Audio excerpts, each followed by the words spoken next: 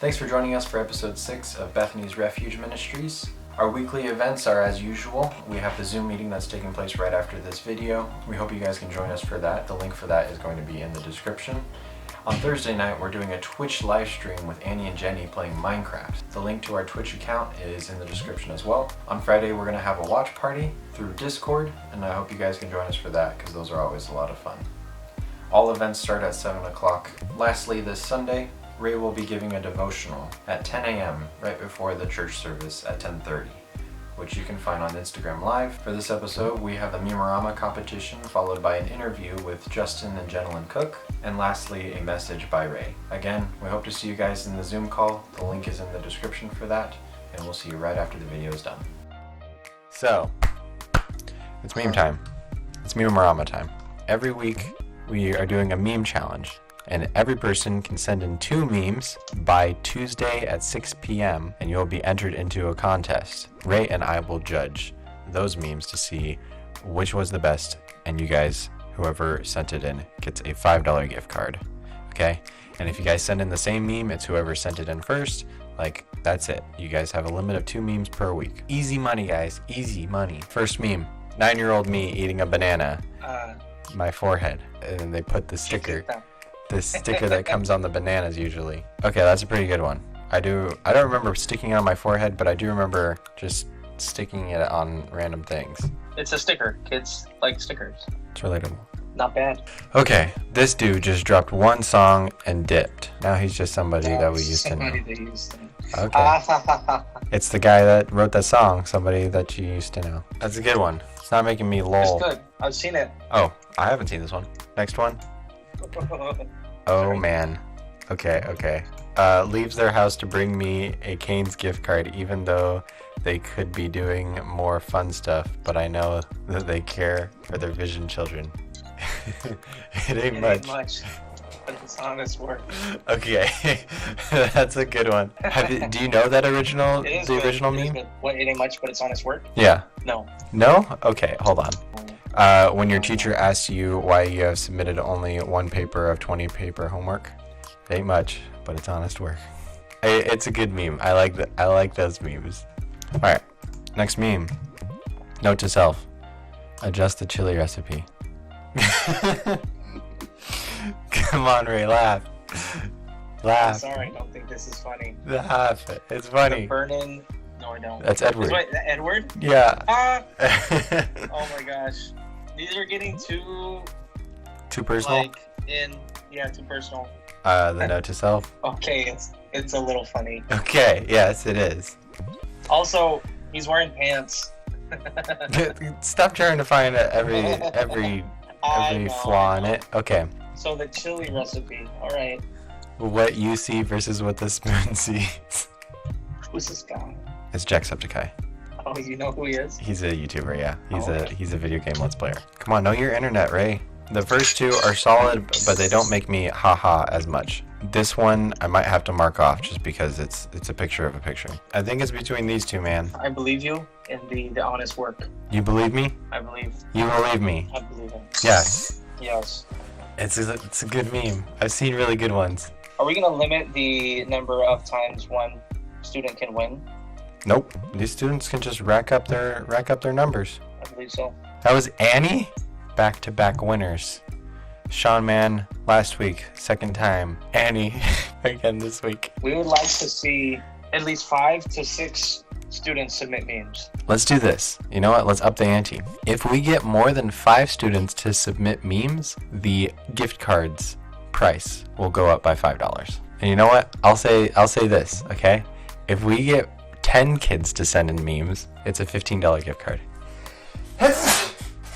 Bless me. And if 15 kids submit, it's a 20. It's a $20 gift card. Every 5 kids. It stops there. No, 20. Let's take it easy. So spread the news. But in the meantime, congratulations, Annie. Actually, this week is pretty good quality all around. So, all right, we will see you guys in the interview, which will be in a similar Zoom call in our same clothes. Thank you guys for joining.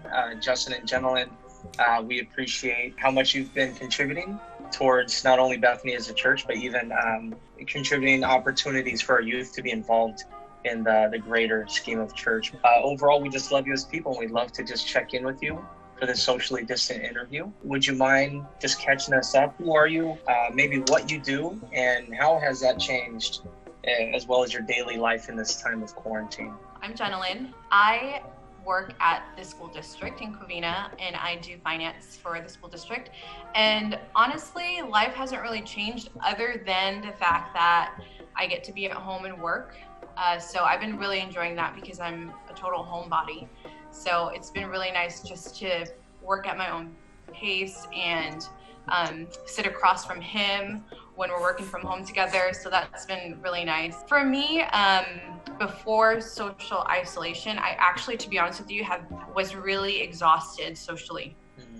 And just going into work every day and having to be ready to converse with people and socialize, that gets really exhausting for introverts. This has been a blessing for me just to be home, and I know that it's taken a toll on a lot of people, but I've really taken the time to just, the amount of time that we've had together, and just really slow down my pace, which I really needed to do a lot, and God showed me that. So I've just been taking this time as a blessing rather than a curse, and it's been really fulfilling for me. Me too. Thank you. Yeah. So I'm Justin. I'm self-employed. It's going on 4 years now in May. Before, what I would do for work is I would go to different businesses. Billy, you've been with me a few times. Yep. We would just install computer equipment, or we would replace network cabling, just things to make sure that the business was able to the internet and connect, keep the business running. Since coronavirus has kind of slowed things down, a lot of businesses have shut down. It means my work has also slowed down. I still go out occasionally, but just not as much as I used to, which means I have a lot of extra downtime. So one of the things that I do now is that I try to exercise my mind in ways that I don't normally do. So that's either trying to bake or try a different recipe. Yeah, we've been cooking a lot. Yes, a lot. Which means that we're eating a lot too. So. You got that right. You have to. But we take walks and we just kind of spend more time together, which is really nice. I'm really enjoying it. And like she said, we're both introverts. So this time is really beneficial. It's a blessing. We get to recharge in this moment. Any highlights from your dishes? Oh, well, one particular dish that we made, it's not really a dish, it's a dessert called, have you had a galette before? I don't think so. I think that's a men's hygiene brand.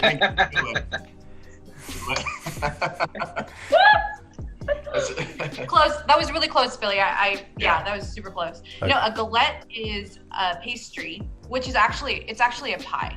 And what it is basically you make it the same way as a pie, but the dough is just shaped to whatever form you want. So there's no form. So anyway, so we made one and it was absolutely delicious. Yep. Yeah. So it was so good that we made another one, but we burned it. We burned the pastries, yeah. Oh. Yeah. I've never made a pie before. And so this was great because we made it and we ate it. Made it and we ate it. It's always good when you make things that are edible. Yes. That's right. Yes. That's right. And you don't get sick. Yes. Oh, goodness. Amen. Wow. There was a low light. Basically, we tried to make some cookies. We used salted butter, and we also used the salt that the recipe called for. And they were just inedibles, way too salty. Ooh. Yeah. Initially, that doesn't sound too bad, but I can imagine how it could go wrong. Really, if you ate them, your lips would have shriveled up. That would have been good for anybody. Okay, I'll take your word for it. And you said exercising your mind. Besides cooking, are you learning anything new, anything intriguing? Sure, reading, maybe not so much, but I do like to ponder a lot of things. And so one thing I have been doing is writing my thoughts down for the day, just to kind of keep my mind sharp, make sure I can still compose essays. Not that I do that, but I just want to make sure I keep my skills sharp. And I actually have been trying to write a daily log of the occurrences since coronavirus, just so I can remember what happened. So just little things like the gas price in the US right now is 97 cents a gallon. You said 97 cents? Yeah, nationwide per gallon. That's insane. Where is it under $1? Well, not in California. We do have another question if you have time.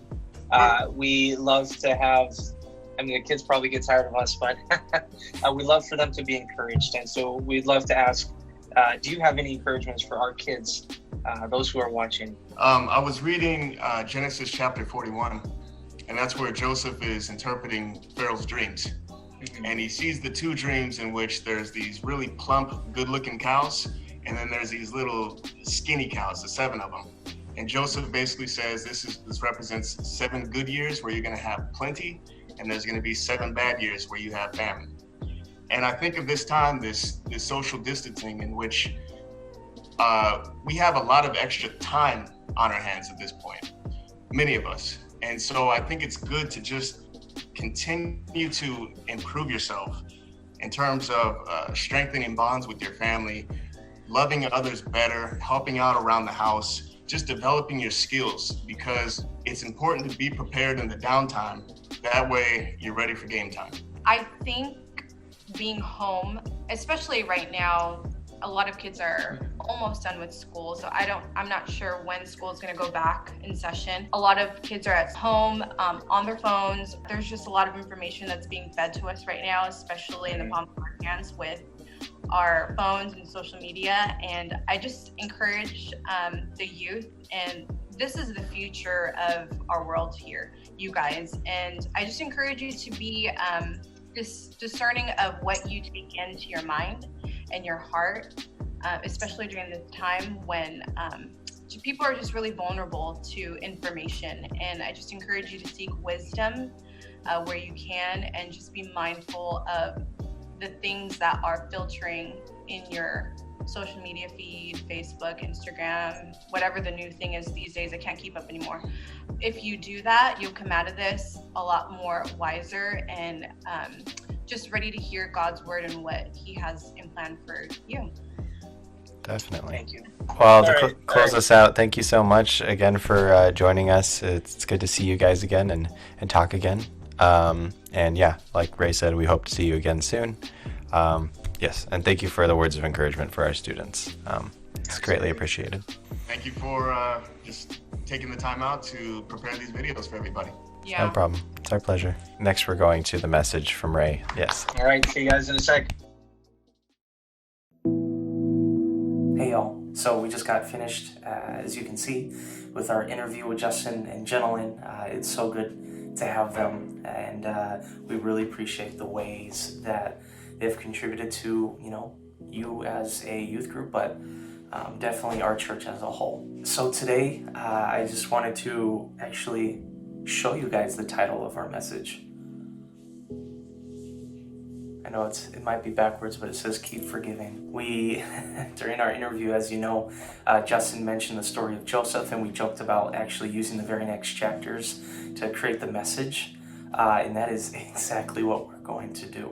And so in the interview, we spoke of forgiveness in Joseph's story, and I wanted to share with you all, like I shared with them, the keychain they got, that it says keep forgiving. And what it is, it's a stamped keychain I got from a poet called Levi the Poet, and he has a whole album based on forgiveness called Cataracts, and it's really the repeated theme throughout every song. And I thought it was just a wonderful piece that reminds and humbles me of what to do in life, and so yeah, I bought it, and I've been keeping it with me as a reminder ever since. That's where and why I got it, so we're actually going to be getting into those chapters like we said. But because the story spans across multiple chapters, we're just going to use a couple summaries and some excerpts, so a couple verses here and there. Starting in Genesis 42, Joseph, he was treated poorly. He was sold to slavery, and eventually he gets to this place of power, second to Pharaoh alone. Obviously, we recognize one, he was the lowest.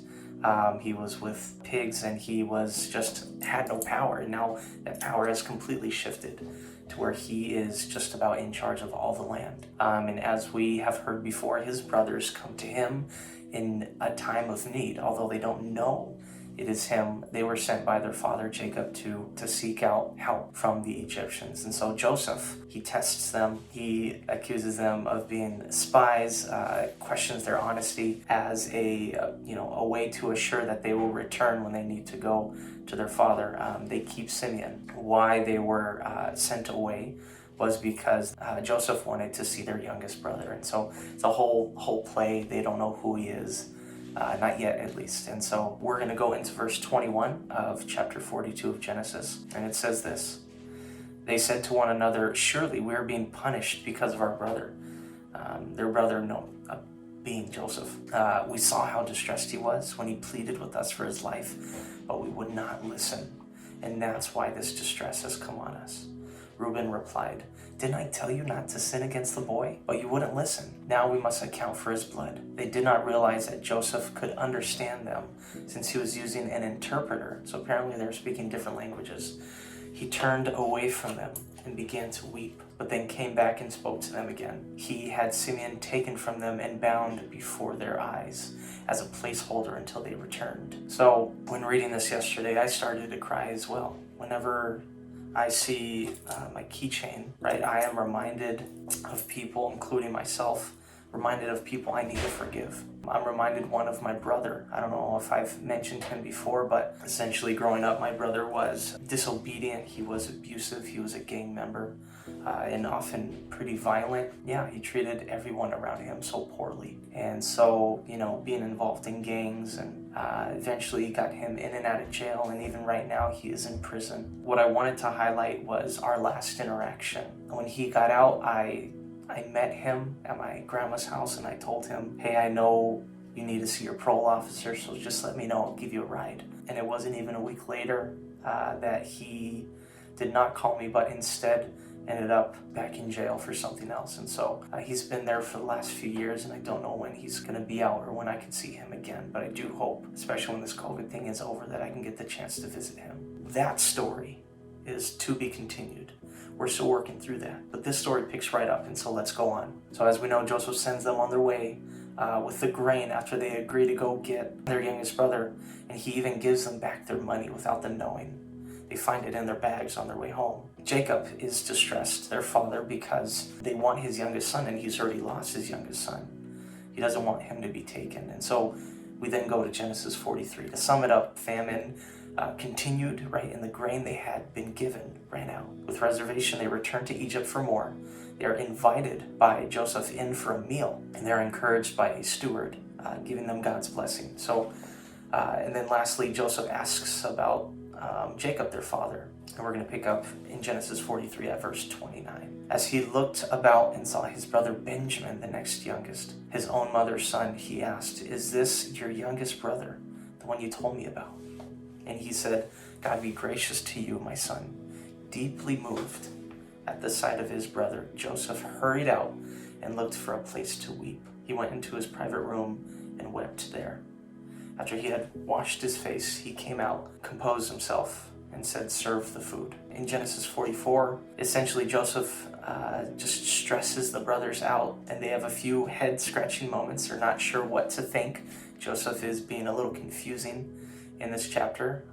And then in chapter 45, we'll pick up with verse 1. After a lot of interactions, it says this: Then Joseph could no longer control himself before all his attendants, and he cried out, have everyone leave my presence.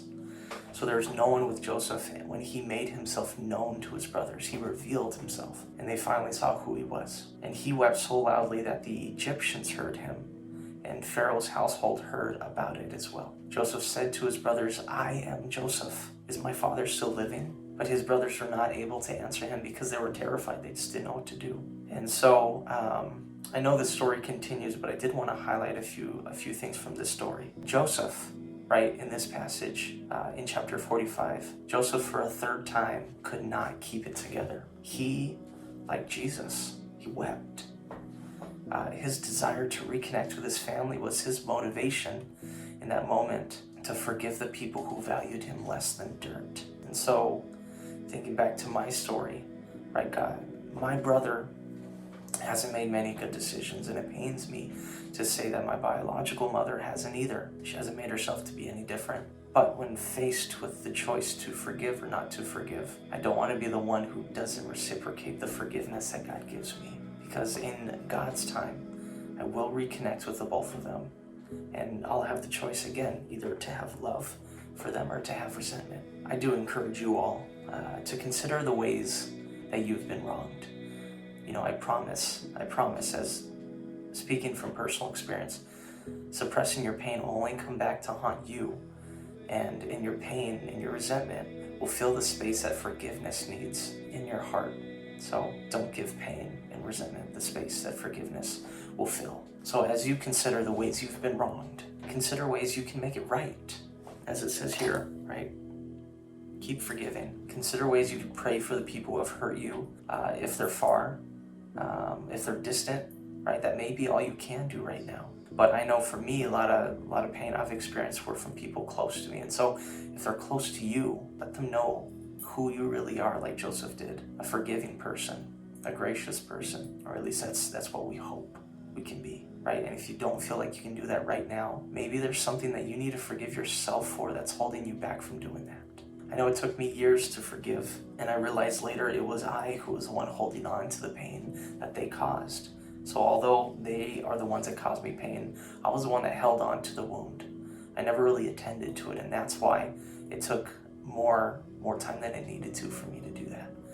So I don't know what this means for each of you watching, but I do hope that you can keep forgiving as God forgives you. And maybe if it's right, if it's God's will, go beyond forgiveness and bless the people who have hurt you.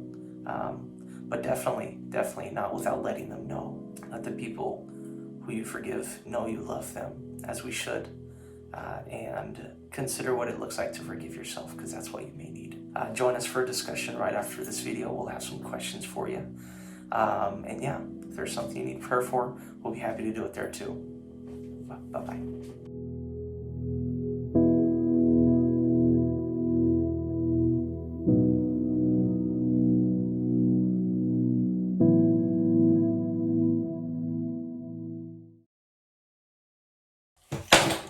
All right. Hey y'all, and so, yeah.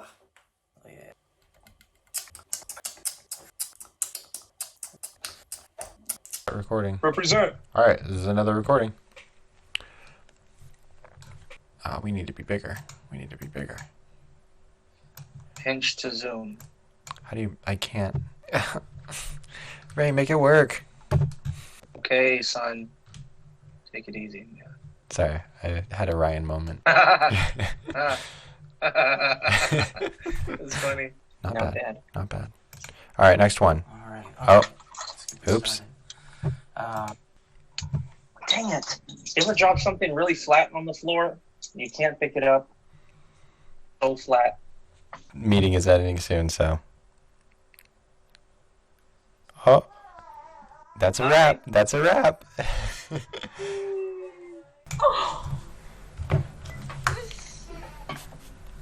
Who is that? This is my nephew Hugo. Hi, Hugo. Yeah, I'm holding him for just a few seconds longer until. I can hold him. Let me hold him. Oh, perfect. Awesome. There weren't many people. I guess so, because I knew these two. Oh, never mind. Billy's here. Hey. Or on the TV, and there's just a lot of Come on, Ray. Hey. Sorry. You didn't do that just to put in the bloopers, did you? No, it just slipped. It slipped, I swear. Okay. I think We'll see. their threat level probably might have something to do with it as well, like when it comes to spreading. Yeah. Do you think it's up to midnight, Billy? Threat level. Yes. Oh, wow. You know, I don't know what just happened That here, was but good. I know that it was nerdy. Dude, can you get like little lasers coming out of his fingertips? Oh, yeah. Goodness. I'm also going to Awesome. edit in some tears for you too, Ray, so. Okay, please. Perfect. Make sure you zoom in on his face when the tear Yeah. runs down the cheek. Big.